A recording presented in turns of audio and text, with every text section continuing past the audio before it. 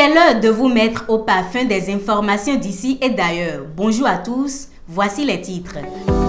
Le gouvernement du Bénin dresse le bilan du programme spécial d'insertion dans l'emploi après 4 ans de mise en œuvre. Des jeunes diplômés et entreprises bénéficiaires témoignent.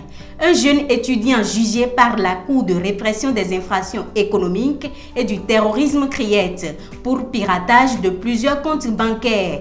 Au Gabon, le général Oligui Nguema annonce officiellement sa candidature à la présidentielle d'avril 2025. Les détails, c'est après ceci.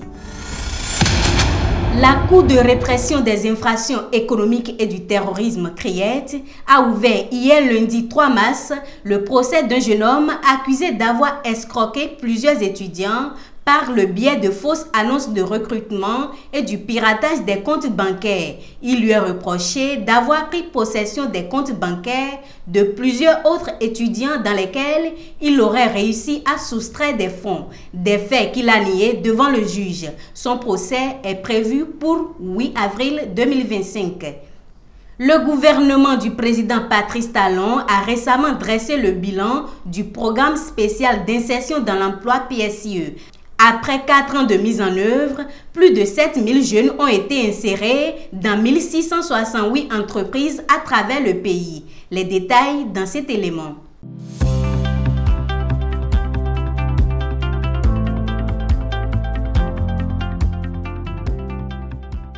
Les chiffres parlent d'eux-mêmes. Plus de 7130 jeunes insérés dans 1668 entreprises à travers le pays. Avec près de 90% des objectifs atteints, le PSIE s'impose comme un levier efficace contre le chômage des jeunes diplômés. Mais au-delà des statistiques, ce sont des trajectoires individuelles qui se dessinent, comme celle de Mireille, Igor et Cédric, 3 jeunes qui ont vu leur avenir basculer grâce à ce programme. C'est pas ma curiosité que je me suis inscrit. Et après l'inscription, j'ai commencé par postuler et maintes reprises on m'a appelé. Et je n'allais pas. Et je me disais, bon, qu'est-ce qu'il fallait faire? Parce que j'étais en service dans une autre structure de la place. Et fortuitement, l'après-midi, comme ça, on m'a appelé pour un entretien. 3 jours après, on m'appelle, on me dit, bon voilà, j'ai eu plusieurs opportunités, plusieurs entreprises qui m'ont appelé. Et j'avais un choix à faire.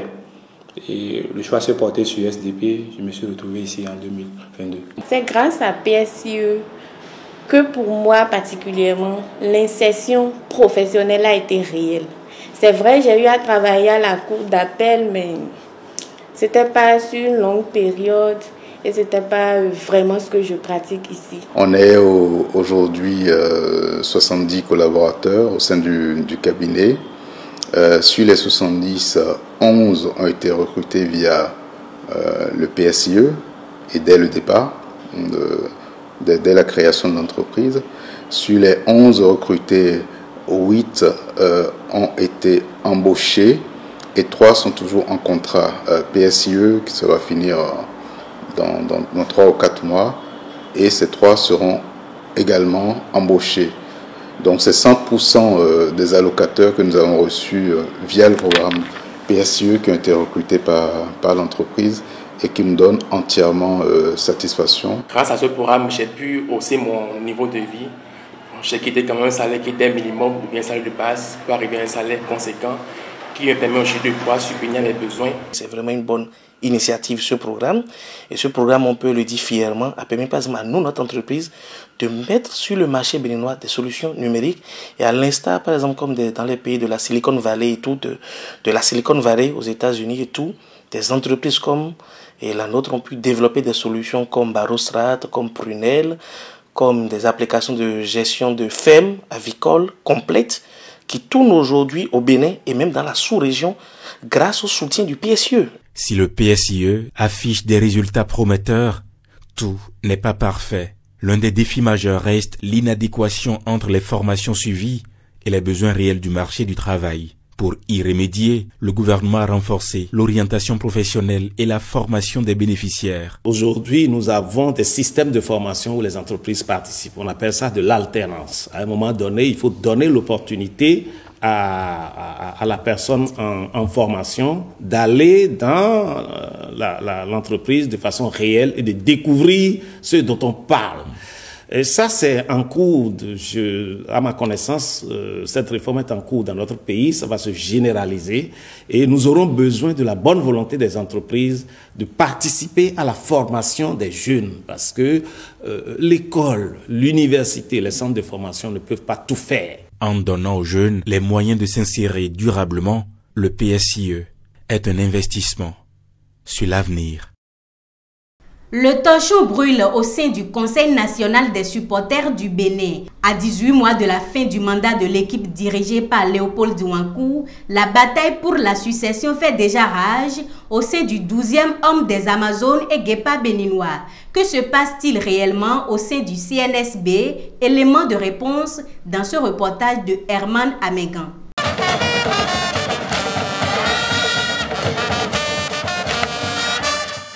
Dans les gradins, à toutes les aventures des sélections nationales, ils chantent d'une seule voix.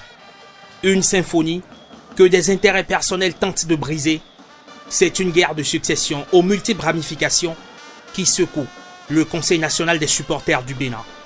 Une crise naissante et des postures qui se radicalisent. Le CNS est en train d'être déstructuré et ça donne lieu à des violences. On dit, j'ai fait une promesse. Est-ce que nous sommes déjà en 2026 et je suis présenté? J'ai le droit de me présenter ou de ne pas me présenter. Mais alors, que se passe-t-il réellement au CNSB? On rembobine. Le Conseil national des supporters du Bénin est issu de la volonté des pouvoirs publics d'unifier les associations et fêtières de supporters en un seul bloc. Le CNSB est alors porté sur les fonds baptismaux en 2016 sur la base d'un protocole d'accord entre la FEBAS et l'UNAS, les deux grandes fêtières existantes qui ont par ailleurs maintenu chacune toute leur autonomie. Un bureau consensuel de 15 membres est mis en place et présidé par Léopold Douankou, dont le dernier mandat consensuel arrive à échéance en juillet 2026. Mais problème? Il dit qu'on l'a défié et que d'ailleurs, s'il a dit qu'il va partir, est-ce qu'il a écrit, est-ce qu'il a signé quelque part?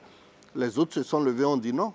C'est un accord que nous avons eu pour te porter pour un deuxième mandat et que toi, en contrepartie, tu as déclaré devant le ministre et devant l'Assemblée que c'est le dernier mandat.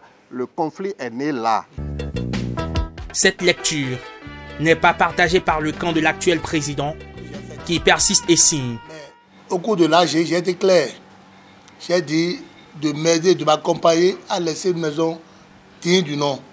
Au cas où je constaterai que ce n'est pas encore ce que je veux, je ne veux pas laisser une maison après tant d'années, bâtir quelque chose après tant d'années, qui est en train de prendre de l'envol, qui va voler en éclats.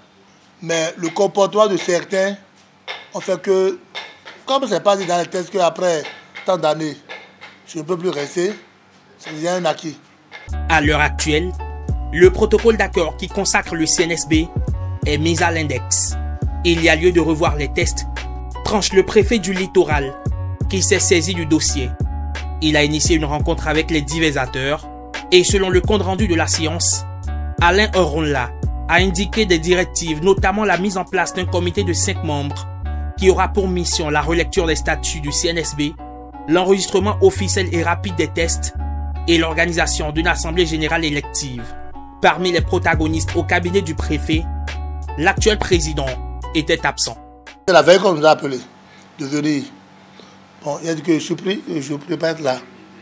Voilà la raison pour laquelle je n'étais pas là-bas.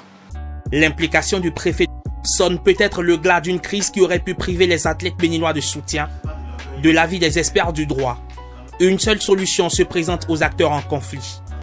La part de sortie, appliquer les tests qui seront toilettés, suivre rigoureusement la procédure initiée par le préfet là, toiletter les tests, sortir les coquilles qu'il y a pour que demain ça ne devienne un problème de tribunal. Sinon, en AG élective et sortir le bureau statutaire. Les factions rivales vont-elles pousser le bouchon plus loin? Une certitude, ce branle-bas intervient à seulement quelques jours des échéances importantes pour les Guépards du Bénin dans la perspective du Mondial 2026. Jamais depuis sa mise en place en 2016, l'harmonie du CNSB n'a été autant mise à rude épreuve. Hors de nos frontières au Gabon, le président de la transition va se présenter au scrutin présidentiel du 12 avril 2025. Le général Brice Clotaire Oligui a annoncé hier mardi sa candidature à la magistrature suprême du pays. Arrivé au pouvoir à la suite d'un coup d'État militaire contre Ali Bongo, il se présente comme un bâtisseur qui veut reconstruire le pays qu'il a libéré. Le militaire président justifie sa décision par les nombreux appels des Gabonais qui auraient souhaité qu'il reste à la tête du pays. Pour la part qui me revient, je suis prêt à présider aux destinées de notre pays, a-t-il lancé à la foule. En Guinée-Bissau, le président sortant Umaro Sissoko Embalo brigue aussi un nouveau mandat. Il l'a fait savoir hier en annonçant sa candidature à la prochaine élection présidentielle. Le scrutin est prévu pour le 30 novembre prochain alors que le mandat du président sortant est expiré depuis fin février. Une situation qui est déjà à la base de nombreuses tensions avec l'opposition qui dénonce une prolongation illégale du mandat du Umaro Sissoko Embalo. Samedi dernier, une mission d'observation de la CEDEAO a précipitamment quitté le pays sous la menace d'une expulsion.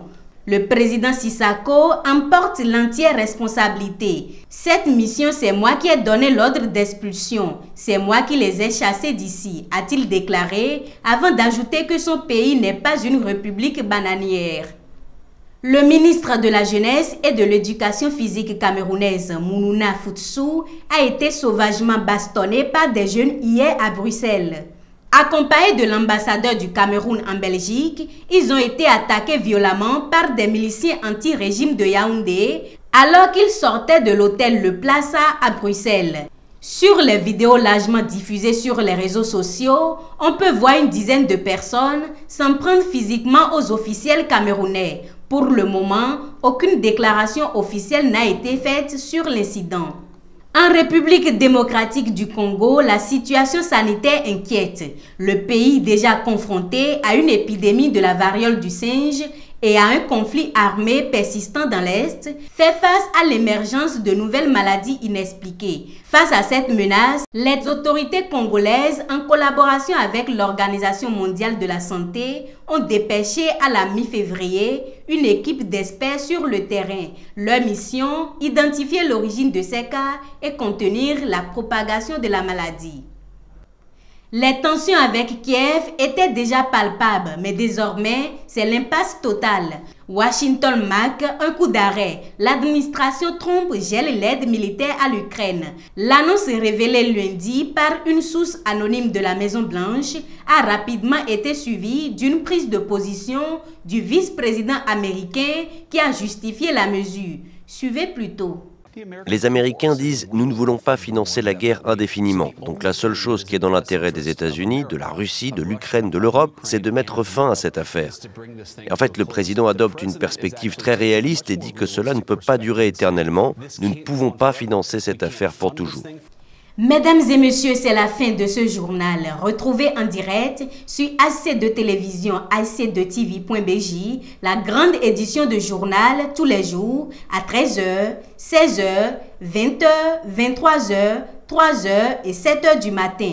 Vous pouvez également la voir en publication sur notre site internet AC2TV.bj et sur tous nos canaux digitaux. Merci de nous avoir suivis. D'ici là, portez-vous bien. Thank you.